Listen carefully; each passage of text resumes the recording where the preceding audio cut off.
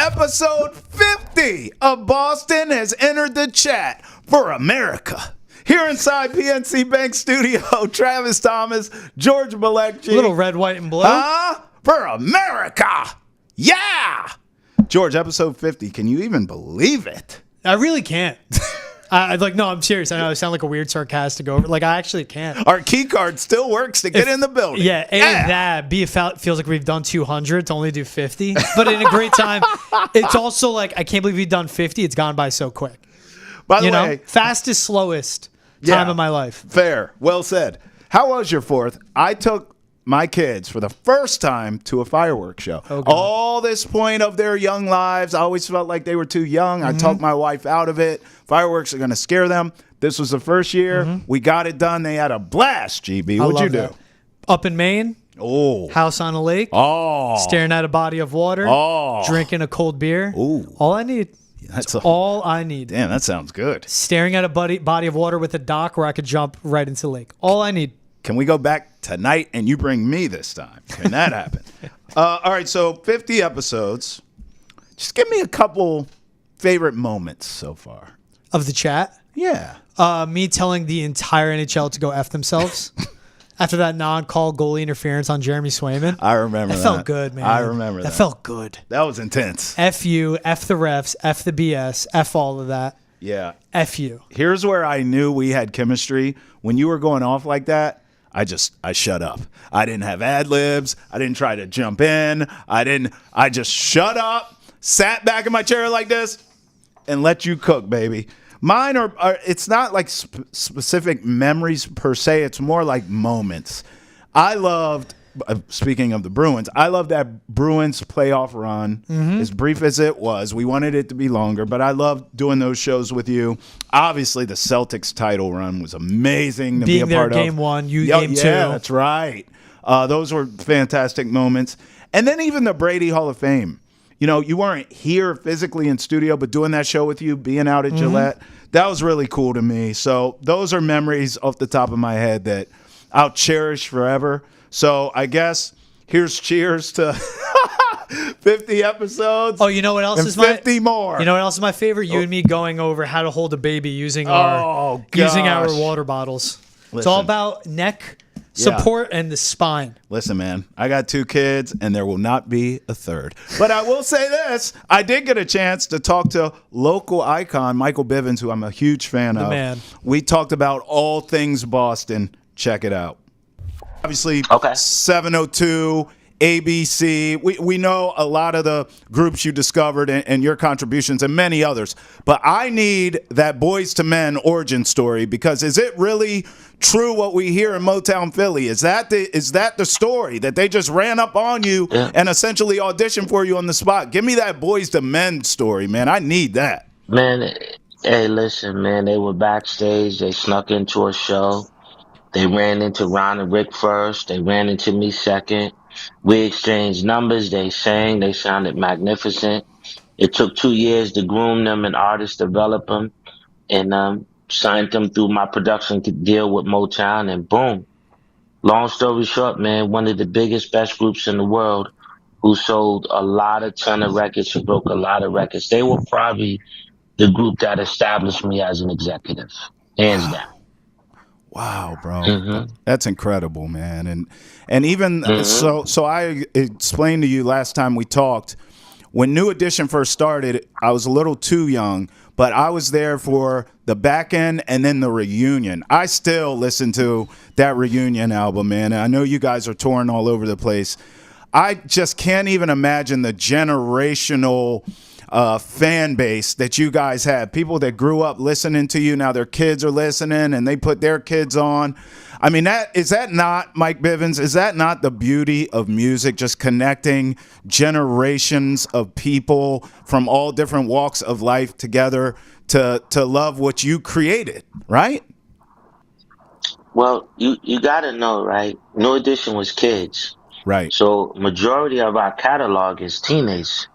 And when you play our music for another kid, it's not hard for them to identify with it because the voices are young, right? Right. When we got older, we didn't change the conversation, or we didn't get vulgar or change the approach to the women. We just talked to them as if they went from teenager to young woman to woman. So it's still safe. And that's what it is about New Edition. It's safe. Now, when we get to Bobby Brown, BBD, a little bit of poison and do me, it's it's safe, but it's a conversation. It's Right. definitely a conversation. Grown folks. But the grown folk, right? But the crazy thing is, all of that was on radio. Yeah. All of it's on radio, so it Right. was safe for radio. But you could even see we came into our own too. So I would just say it is generation, and poison is part of the family. It's just as big today as it was in 1990. Period. Wow, that's incredible, man, and a testament to the work you've put in. Now, you know, I have two more questions for you, and they're both pretty deep. Number one, I know Nesson and yourself is family, and that meant a lot to me to do this interview, and that's why I'm going to go here with you, because cancer has affected all of us in one way or the other personally. You do a ton and have done a ton over the years with the Jimmy Fund. Can you talk to me, Mike Biv, personally, why you are so involved in that? I know obviously you're involved in all community events when it comes to your city, but the Jimmy Fund specifically for you, what does that mean to you, and why are you so deeply involved in it every year? Well, when you get the call to go on for an hour, they book you as a celebrity, right? Right. On the call sheet, it says celebrities and call-ins, and you're like, okay, but if you take the word C from celebrity, you could put it over to C for cancer, and Mm-hmm. it just changes all of that. Yep. You don't have time to be a celebrity. You have to be compassionate and be open to the stories you're going to hear. And you have to be able to understand there's parents coming here with children that's been through some emotional pain, some family adjustments. Sometimes one parent is more attentive than the other. It takes you on a whole nother ride. You have to have the mental capacity to understand people and the route that they go through in life, and being sick and wanting to get the cure, this, that, and the third. So what pulls me into it is I like stepping outside of the music zone to be a people person, to be Mm. compassionate, to listen. And then when I'm on there and I'm hosting for an hour, I think even me, like how you guys are, I learn a little bit more about questions, Mm-hmm. not to have long questions, not to try to trip somebody up, be able to fluently speak in the way that the mama or the child can answer, Right. because you allow them to walk right into it. So Yeah. I'm like, when I'm on the air, man, I be so focused. I get there a little bit earlier than my time slot, bro. It brings out a whole nother thing. I got my polo on, and I sit up there like I'm working for nothing. I don't Mm-hmm. go up there like I'm Mike Biv, the entertainer. And that's period. Yeah. Well, listen, we feel that, Mike. We feel that. I mean, that resonates with what you do there, and obviously we appreciate all that you have done and you continue to do over the years. I'll leave you with this. I want to know about growing up black in Boston, because, you know, I had told you where I'm from. I'm from that DMV area. And when I got the job here, dig this, I had two different reactions when I got the job at Nesson, okay? My white friends said, Boston's going to love you because you're passionate. You know your sports. Those fans are passionate. They love their sports. So they're going to love you because you're high energy, right? My black friends said, hey, be careful. Be careful. We understand the history of race in this town. So I get here, Mike Biv, I'm going on 3 years being here now, and I lovingly say to you, I have had nothing but love. I've had no incidents, no hate at all. And I'm doing, Right. bro, OG, I'm doing radio, podcasts, TV. If there was going to be hate directed at me, it could come at me, and it's been nothing There's but love. anytime. It's nothing but love, dog. And then, not only that, but when I went the first time to get my haircut in the city, I was in Roxbury, and I'm looking around. I'm like, it's diverse here. So can you just talk to me about growing up black in Boston and the kind of reception you got from our people when you went outside of it, that they had a different perception of this city than maybe what was your reality? Well, you know what's interesting? This is a sports channel, right? Yep. Isn't this Nation, right? Yep. Yep. New England Sports Network. Do you Yep. know why people think Boston is racist or why there's so many white people in Boston? Because when you watch the Patriots, you see white fans. Mm-hmm. When you watch the Red Sox, you see white fans. When you watched the game last night, you saw white fans. Mm-hmm. The thing is, people only see what they're magnified. Now, the interesting thing about your question is the reason I fight and do what I do to sit courtside for the Celtics is for all of the black kids. One, who couldn't afford to get that ticket. Two, who don't know nobody to get in that seat. Mm-hmm. And three, each time I'm at the game, I'm representing a sea of black people who are home watching it on TV. So I take it upon myself to represent the voiceless, the people who don't have the finances to do it. And I think because I was bused from Roxbury and went to school in Belmont, an all white school with only 18 black people, I got a chance to get the best of both worlds. So when I'm sitting there trying to explain people Boston from a racial tone or what's real or what's old, I try to help them think we have gotten better and we have come a long way. Can we do more? Absolutely. But we can't control the uprisings. If someone gets shot in the neighborhood and now people want to wild out, that's Mm-hmm. pain. That's emotion. That's family. That's the neighborhood. But what I can say is when you look at the Celtics players, you look at the Patriots players, you look at Yes. Poppy and them and Yes. the Dominican and all that, you can see the team has a flow and That's is right. spread out, Yep. but you can't control the stands. And that's where people got their opinion because Mm. of the stands watching the sports and because our team was always at the end, the Super Bowl, the World Series, the NBA championship, the Stanley Cup. You got to see us so many times that you was like, well, damn, that don't look like Atlanta. Right. That don't look like, you know what I'm saying? You compared it to the other, that don't look like DC Right. when you could see a little bit more color. But as a black man, man, I'm proud. Mm-hmm. And wherever I go, I defend Boston rather I'm defending white people, Hispanic people, Asian or black, because I wear that B proudly on my chest, man. Yeah. And I try to correct people on if they think it's something. And if they're right, Yeah. I'll say, you know what? When I go home, let me see if I can address that. I appreciate that. Yes. Boom. I Amen. take responsibility of their curiosity or how they feel, Right. and I don't fight it because I say, you know what? That's from another person's point of view. Let me take that and say, hey, well, I was out of town. They said this, and that. Yeah. What can we do to fix that? Are you open to it? Yeah. Because people want to come to town, stay at the hotels, go to the restaurants. They want to support us, but we have to welcome and to make them feel welcome. That's So right. we welcome you from the DMV, just Yeah. like the DMV has welcomed me. That's So right. hopefully I answered your question. Let's shift gears here. We talked about Captain America himself the other night, Joey Chestnut, being inexplicably, wrongfully, unjustly banned from the Nathan's hot dog eating contest on July 4th because of really money, right? I mean, let's call it what it is. He got a bag from Impossible and Nathan's didn't like it, and so they banned him. So what would Captain America do except turn to his greatest rival, Kobayashi? Now these two are going 1v1 in a hot dog eating contest. I can't believe this is our career. In a hot dog eating contest. America. Now, on Labor Day now, which will be on Netflix. And I can't lie, man. I can't wait. I think Joey Chestnut is going to absolutely smoke this fool. You know what I love? Like, I think it's flying under the radar. Kobayashi retired. Right. He said, I don't feel hunger anymore. And then he came out and did. said, retiring for me will only happen after I take him down one last time. They haven't battled each other in the same arena of glizzy gobbling since 2009. Kobayashi said, I don't care about my pain and my suffering. I need to beat you. And Joey Chestnut's going to wipe the floor with him.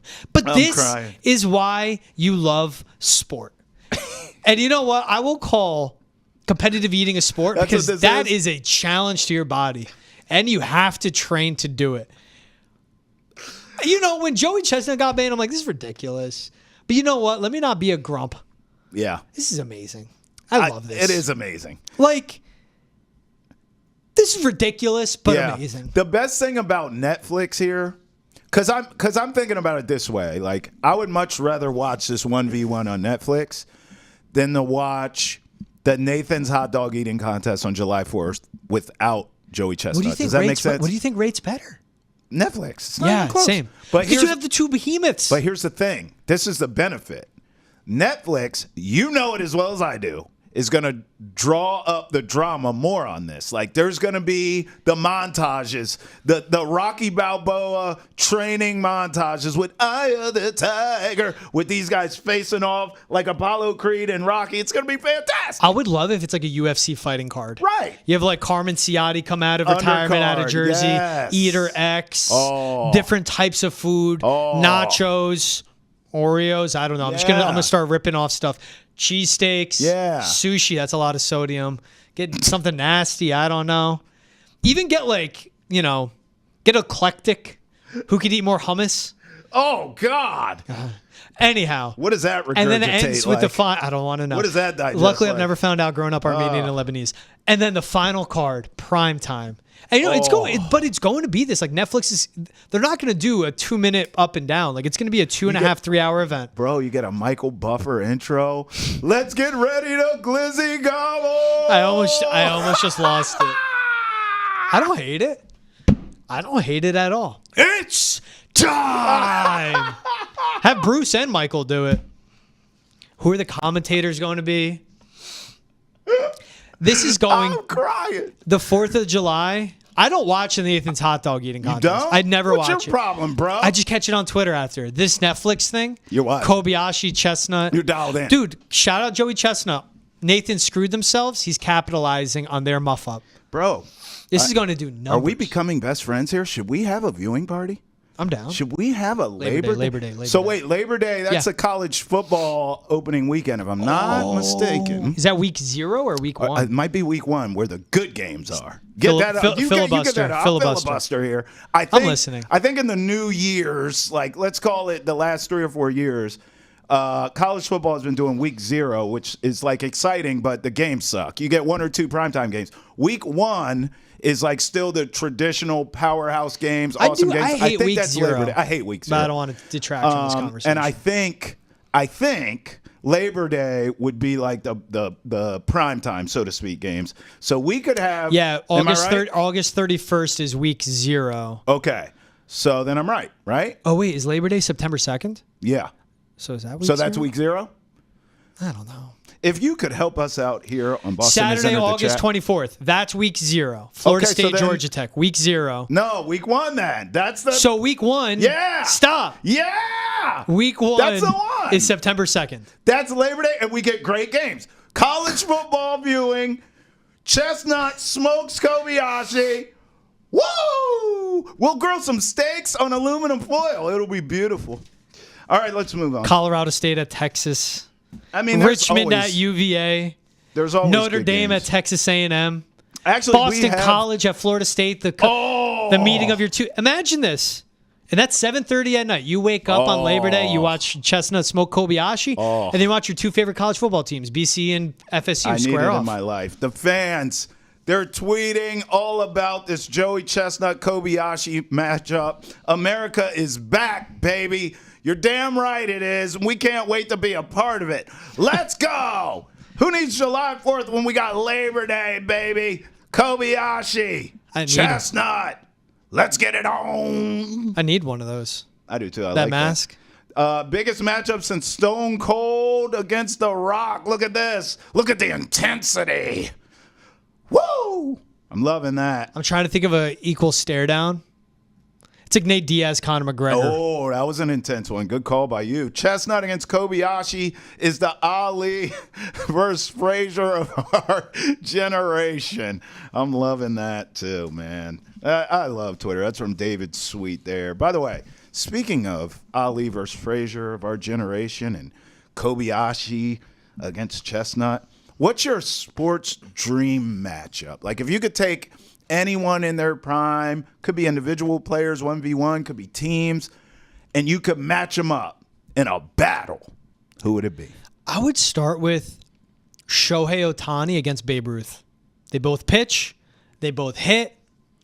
They're the greatest of their generation. You know how that's going to end. Yeah, Shohei's going to smoke drunk Babe. Yes. He's going to take him yard. And I would love to see it. And they would just crap all over any of the numbers from back then. Yes. Like, this is the greatest of all time. Yeah, he'll pick up his pack of smokes and slam it. Shohei is a robot cyborg. Yes. Gifted to us by the sports gods. So I would love to see that.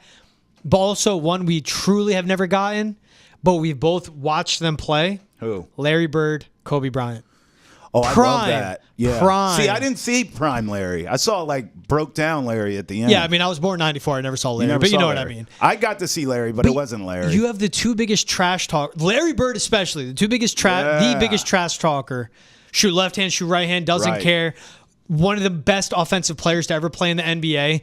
And then you have Kobe Bryant, and both of them just hyper competitive. Then you have Kobe Bryant, again, two of the biggest competitors ever in the NBA, one-on-one. How would you not want to see that? I would love to see that. I'm a fight fan, so most of mine are fights. Of course. Prime Tyson against Muhammad Ali. Yes. I think Muhammad Ali would get him the reach, being taller, faster. But my God, Iron Mike Tyson at his best. Not this shell of a man at 100 years old that's about to get his ass kicked by Jake Paul. But Prime Mike, Iron Mike against Ali would be must-see TV. Prime Mayweather against Sugar Ray Leonard also would be fantastic. A lot of defense, technical fighting there, speed. I'd love to see that.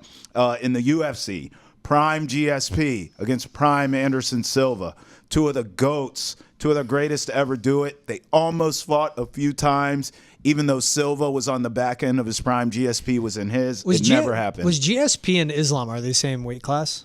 Yes. But GSP's like that. Yeah, that would be a good fight. Those are both masters of whatever you want to do. But GSP, I think, is a little more. He's a little more versatile, so I think he would win that. But when you watch Islam's last fight against Poirier, it's like people, right? And it's like, well, you don't want to get on the ground with them. And then when it got to the point, all right, we're gonna do this on our feet. Islam just started boxing the hell out of him. So I think that'd be GSP sick. was an animal. I think GSP against Anderson Silva would be lit. GSP, great name too. It is. And then in hockey. But not like teams against teams. I want to see Connor McDavid in a skills competition. Like we see him at All-Star Weekend when he wins all of them against Wayne Gretzky. Yes, because I continue to say, and I will go to my grave saying this, Connor McDavid is the fastest skater I have ever seen in my life. And I watched Gretzky. I was a kid for Gretzky. I remember Gretzky. Gretzky still, to me, is the greatest hockey player of all time. But in terms of speed, it's Connor McDavid. And I don't think it's particularly close. So I would love to see those two battle it out just in a skills comp. I think McDavid gets that one. I think he could too. Which is crazy to say. That's why I want to see it. I like that thought too.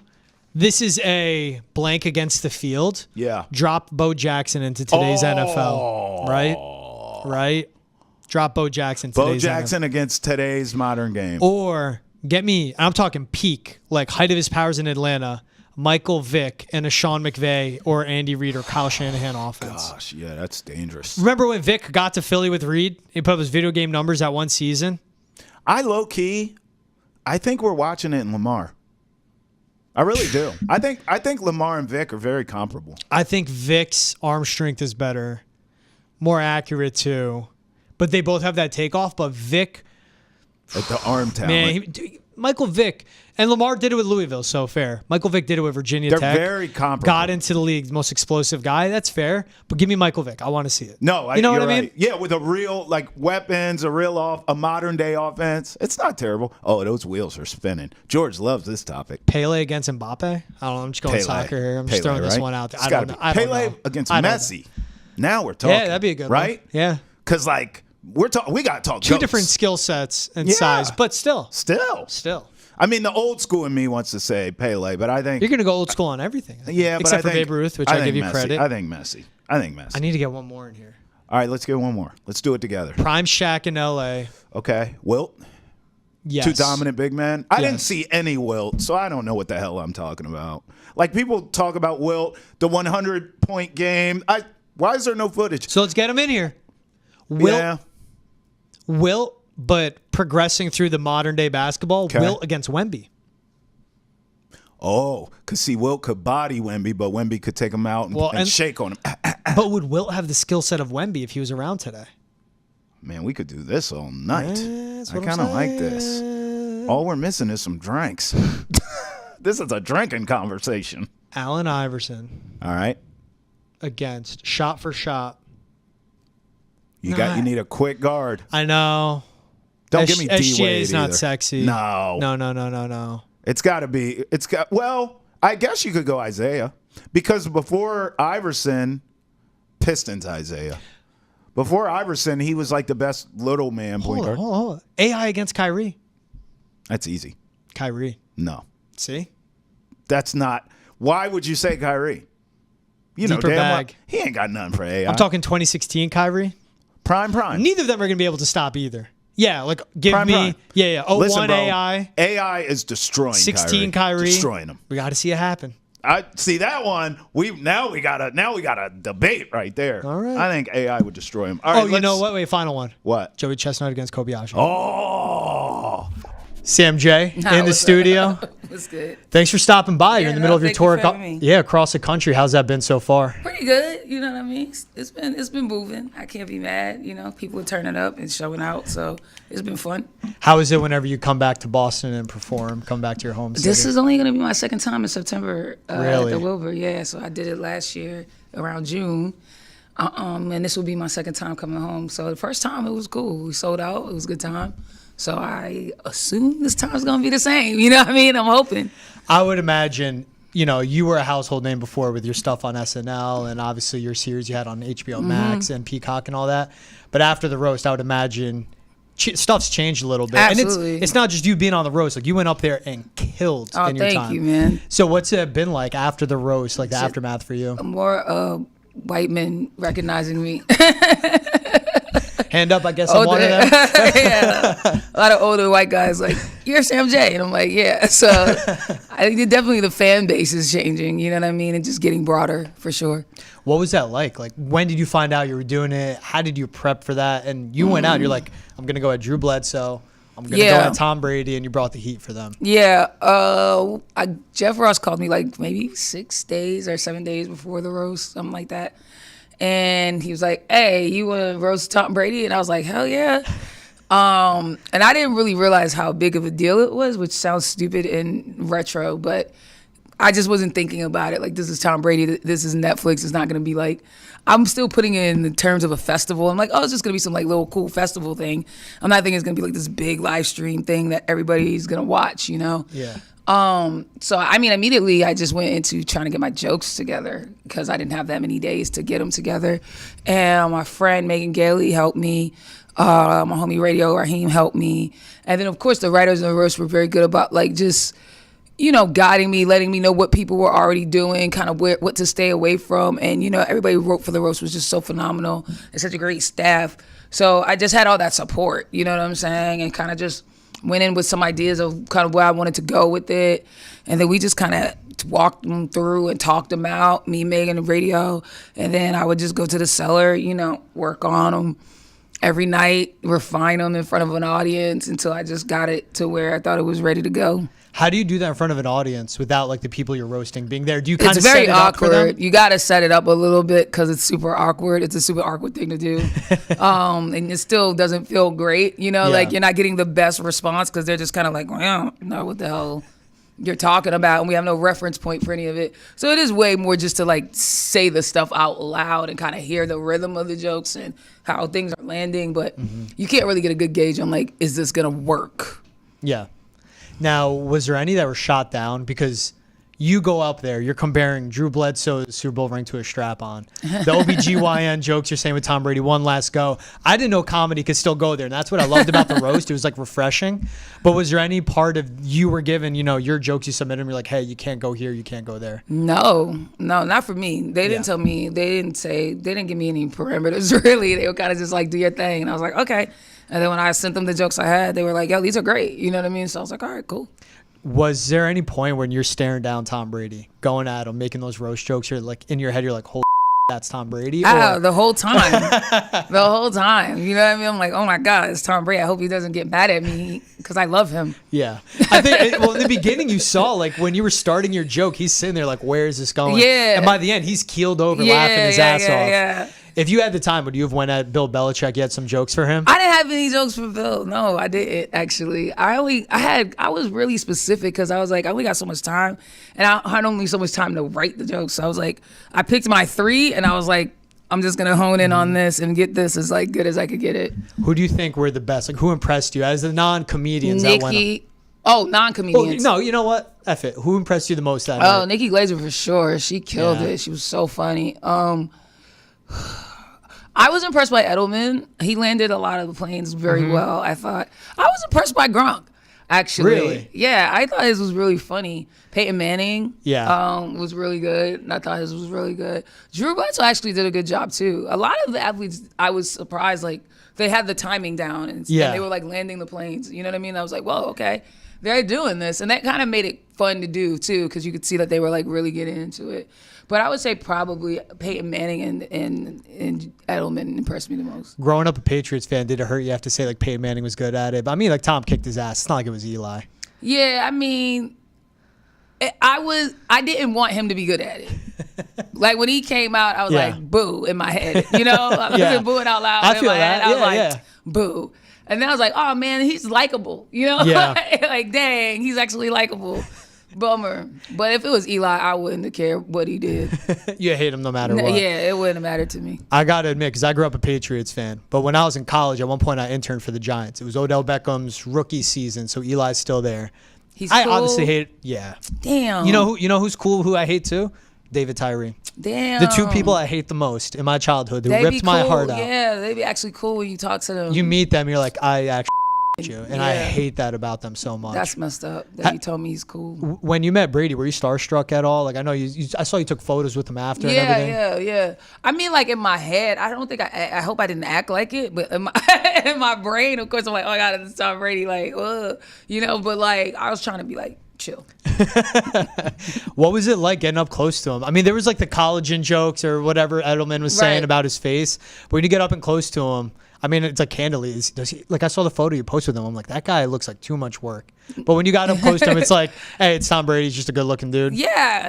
I didn't like. I don't know. I don't judge Tom at all. I think everything he does is perfect. I agree. I think he's just like the perfect being. Like I don't like people say something like I just don't see it. It's kind of like Shallow Hal. Like you can't get me to see that. I think it's the hate on him the most. I mean, he won. He was successful wherever he went. Yeah. Obviously, a good-looking dude. You know, he got to that point in his career. He's like, I'm going to do the modeling thing. Who cares? And he was unbeatable. So, yeah, people are going to hate him no matter what he does. He's like, he wouldn't even lose his hair. It started to go. He was like, nah, I don't lose nothing. He's like 57. He's got more hair than me, and I'm 30. Yeah. And I hate that. I think that's so cool. I'll do the same thing when I get the money for it. Well, for you growing up here, also, what was that like to get the call? Was there any connection of like, hey, you're from Dorchester, you're a Boston sports fan? Or was it solely like Jeff Ross knew how good of a comedian you were and he wanted you up here on that? I think it was both. Okay. You know, I've known Jeff for a long time. You know what I mean? I met him, you know, early into my career and stuff. And, you know, we've been on the road with Dave together, so we know each other pretty well. And also, he knows I'm from Boston, you know what I mean? So I think it was like a win-win type of a situation, you know? And I think they were happy to have at least one person from the city, like, on the dossier, you know? Mm-hmm. Did you know the magnitude of the roast when you were doing it? Like, did you understand? No, not at all. I was being dumb. Yeah. I kind of minimize things in my mind intentionally because I just don't want to get overwhelmed by them. Yeah, that's what I'm thinking. So like as soon as I heard it, I was like, just do the work. I just went right into like write your jokes and da-da-da. So I wasn't thinking about it. Like, I don't know what I was thinking, but I just wasn't thinking. Mm-hmm. And then when we got to the forum, I kind of was like, okay, we're at the forum. And then my manager was like, yeah, we need you down at the red carpet in like 10 minutes. And I was like, oh, there's like a carpet for this? And she was like, yes, Sam. Like, what do you think this is? And I was like, okay. And then I'm like, go to the carpet and it's like people like flashing and like calling names. And I'm like, and I looked at my manager. I was like, so this is like a big deal. And she was like, what is wrong with you? And I was like, but then it's like, yeah, duh, Tom Brady. Yeah. Netflix. Exactly. They spent a lot of money on this. You know, like they're gonna make it right. They're gonna make it right. You know Hype what I mean? up. And then when I went to like run the rehearsal and I saw like the audience and it was like Kim Kardashian and all the little card placements for who was going to be sitting where. And then I realized like, yeah, everyone's going to be coming like dressed up. I was like, oh, this is like a thing. You knew, I didn't know if anyone knew Kim K would be there before. I'm surprised she was there at all. Yeah. I didn't find out till I went to rehearse like 2 hours before. Yeah, I think it's better off. The second I'd see that name, like let alone Tom Brady's and whoever was there, the second I see that name, like, oh shit, this is going to be a big deal. That's what I thought. Seriously. It was serious. Like once I saw that, I was like, oh, this is like a thing. Yeah. Like, oh, okay. It's a good thing you brought a good fit with you, like to rock there, not knowing there'd be a red carpet, because that matters. They told me like to wear a suit, so I was like, cool, I'll wear a suit. But I don't know. I just thought for the optics of it, they wanted us in suits. Yeah. I wasn't thinking like, I just wasn't putting it together. It was very silly of me. Did you grow up watching roasts?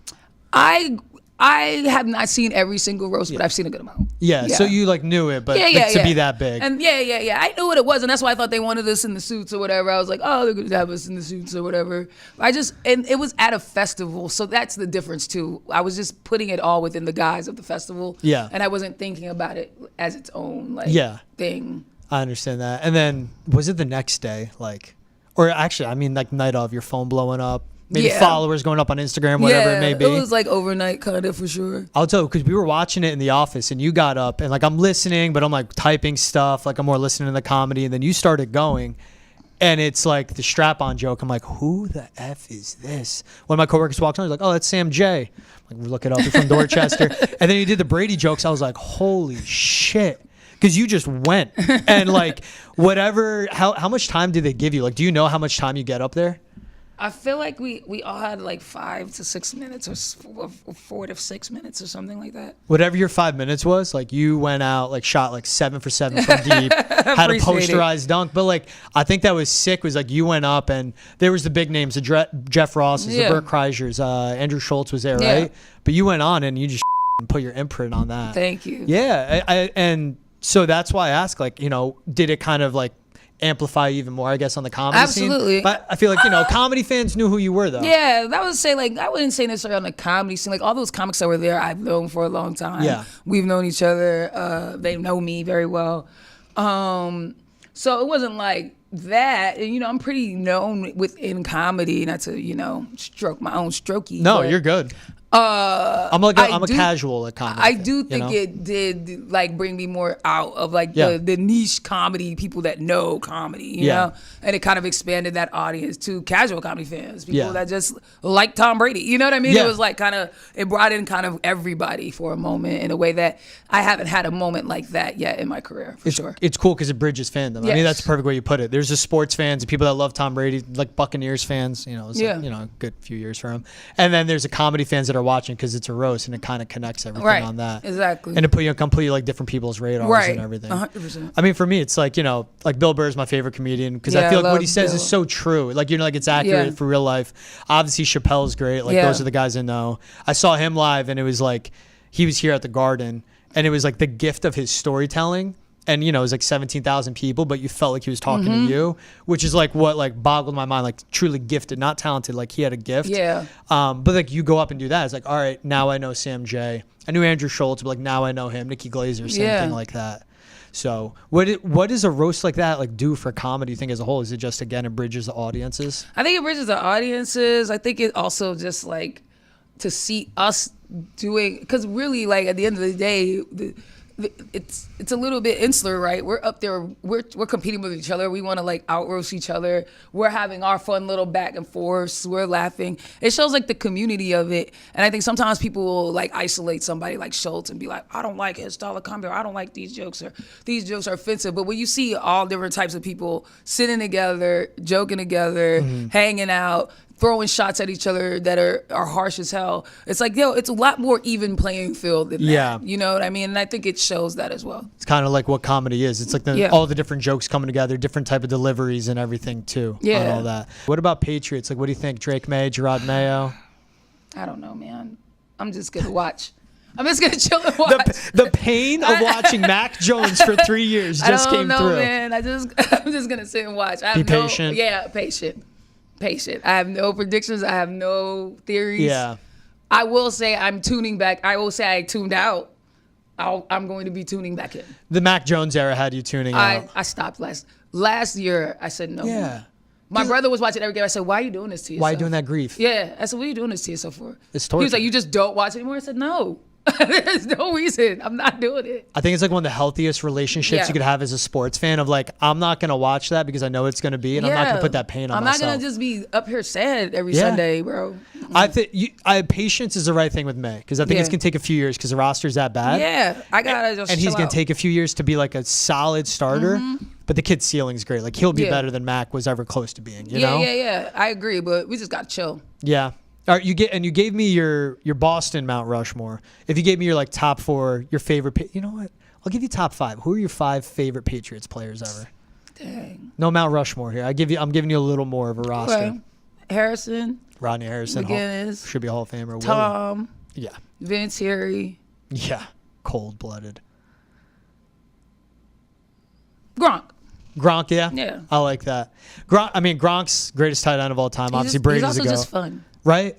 I think, like, his existence is the greatest because he was a pro athlete, got out there. It was okay for him to just be a frat boy. And right now, he's still, like, he makes jokes at his own expense of being dumb. Yeah. And, like, no one cares. There's, like, no expectations for him, which I think is awesome. And he's way more, like, in on the joke than I think people think he is. Good for him. No, seriously, like I thought he showed that in the roast when he got up there. Like he's way more in on the joke than people actually give Gronk credit for. Yeah. Who out of like Boston athletes or Patriots players you've met, you're like, damn, he's like a real, like just a low key, salt of the earth, down to earth person.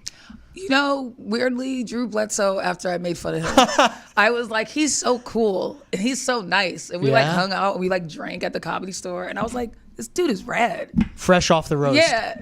He like came and chilled with the comics. He's so cool. I respect that about him of like, it's comedy. You came at me, but that was funny as hell. Like I can't. He put me in the headlock. It was awesome. Yeah. He's a big dude, Drew Bledsoe. People don't know that. Cool as hell. What did he say to you after? Did he give you like? He was like, "Why were you so mean?" And then he like put me in the headlock, and then we like drank. We just did shots and stuff. I want to end this talking a little more about your like tour across the country and you being back at the Wilbur in Boston in September too. What excites you the most? Like second show coming back to Boston. Just the energy. I think it's just going to be so much different since the roast. You know, I think more of Boston knows who I am as well. You know what I mean? And so to see just the energy, I just think the energy is going to be real live. I'm just excited because I think it's going to be like, it's going to be fire. What makes a venue like the Wilbur special? It's where everybody goes, right? I was growing up. I was going there to see like plays with my mom, and that's where every comic came through. And especially when you first start comedy in this city, you see the little marquee outside of who's coming, and you're like, man, one day, one day. It's one of those one day, and it's in your city, So like being able to do that at home and have one of my one days be crossed off the list is fire. I'm getting chills about that. And when you started, was that always like an aspiration to get into the Wilbur? Like when you were chasing open mics and everything? Yeah, I mean, right? I remember at Nick's Comedy Stop, which was across the street in that club over there. And they had another room that was below the Wilbur. And they would do shows there. And I was headlining, or I was featuring one of those shows that was, and some more was at the Wilbur above my head, literally on top of me. And you could hear the laughs from the Samore show, like bleeding down into our show. And I was like, one day I'm going to be upstairs and not in this basement doing a show. You know what I mean? So like, for sure, from, very early, when you start to just set benchmarks of your own city, the Wilbur is a place for Boston. That's awesome. That's a great note to end on. Sam J, I appreciate you taking the time. Thank you. Awesome to meet you. Nice You're to a meet you great as well. person. Thank Love your you. comedy. September 7th in the Wilbur for Sam J. September 7th. In Boston. Grab It's a your Saturday tickets. night. Yeah, get the tickets. Come out, support her. She's from the city. Loves it. Always represents it. Sam, again, thanks for the time. Appreciate you. All right, George, that's a wrap for us here on the Best Of. I got to tell you, we've had some pretty damn good moments here. I liked looking back on it. Shout out Mike Bivins. Shout out Sam J. Yes. Shout out just talking Kobayashi and Joey Chestnut. And shout outs America. And you know what? Shout outs to us, too. And shout out the listeners, too. Appreciate you guys. Yes. Liking, subscribing, Yes. rating, reviewing, watching, whatever you do. We appreciate the support of the chat a lot. Trust us. Seriously, genuinely appreciate you guys. It means a lot. Hey, 50 episodes. Here's to 50 more. For all of our best content of the day, make sure you follow us on Facebook, X, Instagram, YouTube, and TikTok. For Travis Thomas, George Balekji, and America, Boston has entered the chat. Until next time, peace. Later.